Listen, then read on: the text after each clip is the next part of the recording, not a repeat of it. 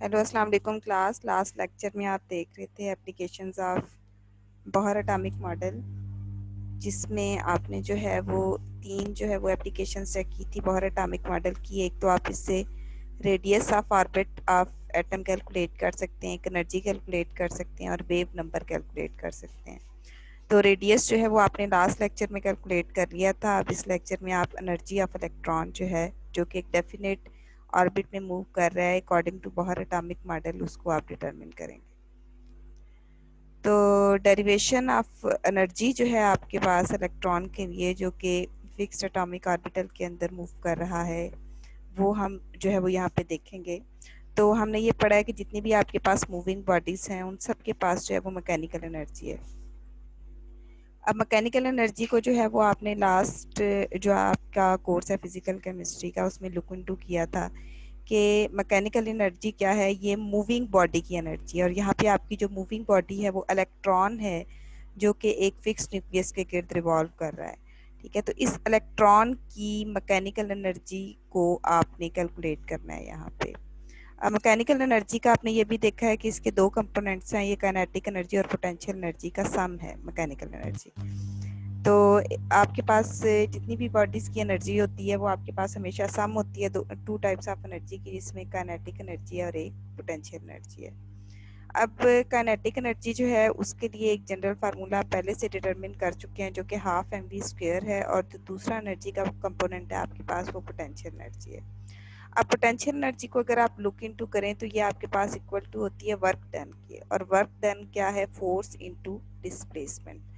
अब इस केस में फोर्स आपके पास कौन सी है और किस मैथमेटिकल फॉर्म में इन्वॉल्व है, वो आप रेडियस कैलकुलेट करते हुए नोट कर चुके हैं, और वो थी आपके पास कूलम फोर्स।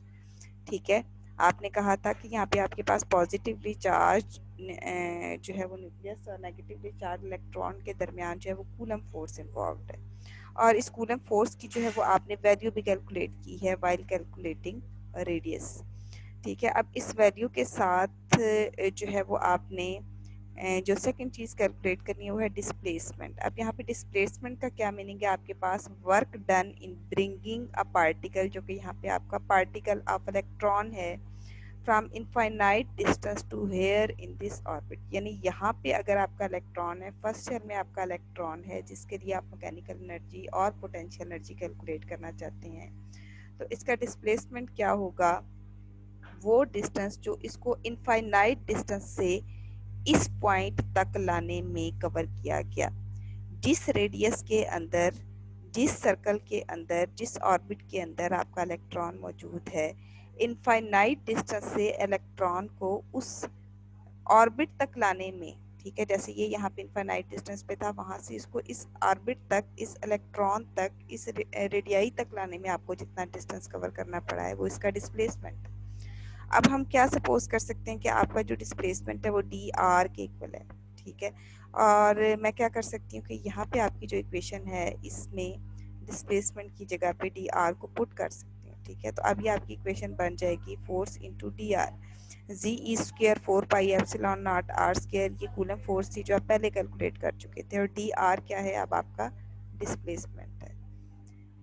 अब यहाँ पे हम क्या करते हैं कि ये आपके पास आ गई वही मैकेनिकल और काइनेटिक एनर्जी जो आपने लास्ट टाइम जो है वो कैलकुलेट किया है। इसको मैंने यहाँ से जो है वो पुट ऑन किया है नेक्स्ट इक्वेशन के अंदर।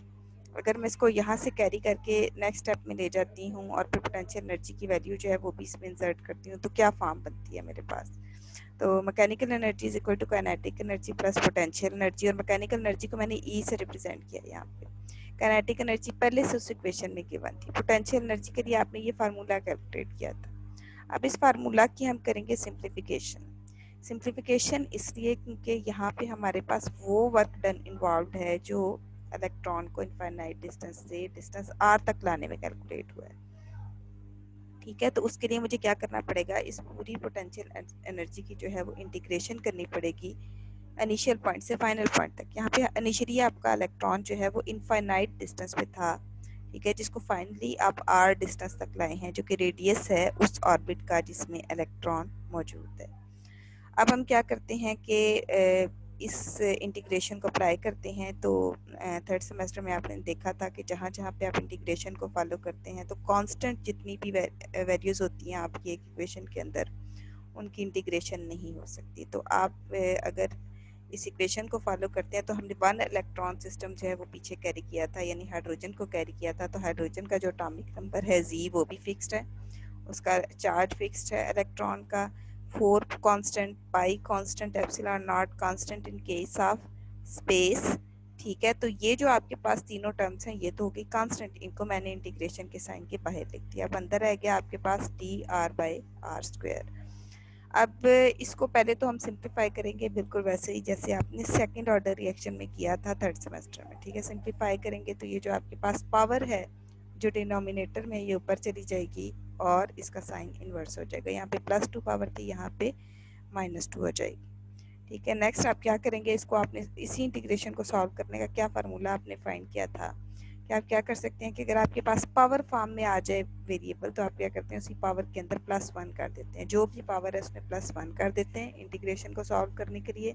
आप देखें स्टेप में इंटीग्रेशन मौजूद है, स्टेप में इंटीग्रेशन नहीं है, इसका मतलब इंटीग्रेशन आपने सॉल्व किया है, उसके लिए क्या किया है, पावर में +1 किया है। फिर ये जो आपके पास ओवरऑल पावर बनती है इसको आप डिनोमिनेटर बना देते हैं और साथ में जो है वो आप ये अप्लाई कर देते हैं अपना मॉड। ठीक है, मॉड के साथ जो है वो आपने जो है वो फॉलो करना होता है अपनी ये लिमिट्स। ठीक है, इन लिमिट्स को अभी आपने सॉल्व नहीं किया, एक लिमिट मैंने ये पुट किया है, ये लेकिन ये ब्लैक में है क्लास, इसको ज़रा नोट कर लीजिएगा, लेकिन लिमिट मौजूद है, ये इन्फिनिटी लिमिट है और ये आर लिमिट। ठीक है, इसको मैं सेटल भी कर देती हूँ ताकि आपके लिए थोड़ी सी विजिबल हो जाए।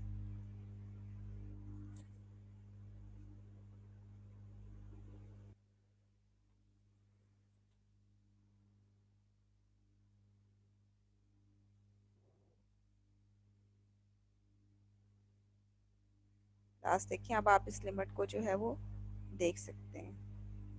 ठीक है, अब ये लिमिट जो है वो आपने अप्लाई करनी है थ्रू आउट। ठीक है, यहाँ पे आके आपके पास -2 +1 -1 हो जाएगा और ये भी -1 है। फिर सिंप्लीफिकेशन के लिए आप इस पावर को माइनस से प्लस में ले जाने के लिए दोबारा डिनोमिनेटर में ले जा सकते हैं, -1/r बन जाएगी आपकी टर्म। फिर एक दफ़ा आर की जगह जो है वो आप अपर लिमिट लगाएंगे, एक दफ़ा आर की जगह लोअर लिमिट। तो जब 1 को इन्फिनिटी पे या किसी भी डिजिट को इन्फिनिटी पे जो है वो आप डिवाइड करते हैं तो आंसर 0 आता है, इसका मतलब है सिर्फ ये टर्म बच जाएगी आपके पास यहाँ। ठीक है, अब इस टर्म को जो है वो नेक्स्ट आपने क्या करना है, जो है वो मल्टीप्लाई कर देना है और आपके पास पोटेंशियल एनर्जी की ये फॉर्म बन जाएगी। ठीक है, इसको आपने कहाँ से कैरी किया, यहाँ से, ये माइनस इधर आके मल्टीप्लाई अगर आर इस इक्वेशन के साथ मल्टीप्लाई होगा। अब यहाँ पे आके आपने इक्वेशन को इस फॉर्म में लिख दिया। अब ये आपकी ओवरऑल टर्म बनी। ठीक है, अब आपको अगर याद हो तो जब आपने रेडियस कैलकुलेट किया था तो आपके पास जो है वो ये वैल्यू आई थी, इसको आपने चेक कर लेना है कि रेडियस कैलकुलेट करते हुए ये कहाँ पे आपके पास आई थी, स्टार्ट में थर्ड और फोर्थ स्टेप के बाद आई थिंक ये वैल्यू आपके पास वहाँ पे आ गई। अब इस mv² की पूरी वैल्यू जो है वो यहाँ पे मैंने इस mv² की जगह पे पुट कर दी। अब ये इससे मल्टीप्लाई होगा तो 8 हो जाएगा। अब आपके पास ये क्लोज टर्म्स हो चुकी हैं जिसके अंदर से आप ze² और 8 पाई एप्सिलॉन नॉट जो है अलॉन्ग विद r इसको कॉमन ले सकते हैं। बाकी आपके पास बच गया 1/2 माइनस 1/1। इसका आप लेंगे एलसीएम तो यहाँ पे आ जाएगा 1 - 2। नेक्स्ट आप मूव करेंगे तो ये 1 - 2 जो है इसको माइनस करें तो -1 आ जाएगा। ये टर्म एक बार फिर से सारी टर्म के साथ जो है वो मल्टीप्लाई होगी। लेकिन उससे पहले जो वैल्यू आपके पास पहले आ चुकी है, जैसे कि आपने फर्स्ट एप्लीकेशन में रेडियस कैलकुलेट किया था, तो इस इक्वेशन के लिए आपके पास रेडियस की सिंप्लीफाइड वैल्यू अवेलेबल है, वो मैंने यहाँ पे पुट कर दी है। ठीक है, यहाँ पे मैंने पुट किया तो क्या होगा, एक पाई जो है वो पाई से कैंसिल हो जाएगा। ठीक है, और आपके पास यहाँ पे रह जाएगा 4, ये 4/2 से मल्टीप्लाई होगा और बाकी टर्म्स को जो है वो आप नेक्स्ट लेके मूव करेंगे। नेक्स्ट मूव करेंगे तो आपके पास क्या होगा, ये 8 हो जाएगा, 4/2 से मल्टीप्लाई होने के बाद 8 हो जाएगा, ये माइनस स्टार्ट में आ जाएगा और ये वाली टर्म बन जाएगी। अब यहाँ पे आपके पास जो है वो आप देखें अगर तो मास ऑफ इलेक्ट्रॉन कांस्टेंट है, atomic number of hydrogen atom constant है, चार्ज ऑफ इलेक्ट्रॉन कांस्टेंट है, 8 कांस्टेंट है, एप्सिलॉन नॉट कांस्टेंट है और एच प्लैंक्स कांस्टेंट है। इन सब की वैल्यूज़ आपके पास अवेलेबल है। जो एक वैल्यू आपको अवेलेबल नहीं है वो है आपका प्रिंसिपल क्वांटम नंबर और ऑर्बिट नंबर। तो इन सब की वैल्यूज़ को अगर मैं पुट करती हूँ, जैसे मास ऑफ इलेक्ट्रॉन 9.1 × 10⁻³ -31 kg है, एटॉमिक नंबर ऑफ हाइड्रोजन 1 है, इलेक्ट्रॉन का चार्ज 1.67 इंटू 10⁻⁻19 है, 8 कांस्टेंट है, इसकी वैल्यू 8.84 इंटू 10⁻12, इसकी वैल्यू 6.63 इंटू 10⁻34 है। इन सबको प्लस माइनस करने के बाद मेरे पास ये डिजिट आएगा -1313.31 और डिवाइड हो जाएगा ये n स्क्वायर से, क्योंकि यहाँ पे अभी हमने ऑर्बिट को डिफाइन नहीं किया कि किस ऑर्बिट की हम बात कर रहे हैं। नेक्स्ट मैंने क्या किया कि आपका ऑर्बिट जो है उसकी आपने अलाउड वैल्यूज़ पहले स्टडी की हुई है कि n 1 हो सकता है, 2 हो सकता है, 3 हो सकता है। इस बेस पे आप एनर्जी ऑफ ऑर्बिटल्स जो है वो कैलकुलेट कर सकते हैं। अगर आपका फर्स्ट ऑर्बिटल है तो n 1 होगा, 1 का स्क्वायर आप इस पर डिवाइड करेंगे तो आपके पास ये वैल्यू आ जाएगी।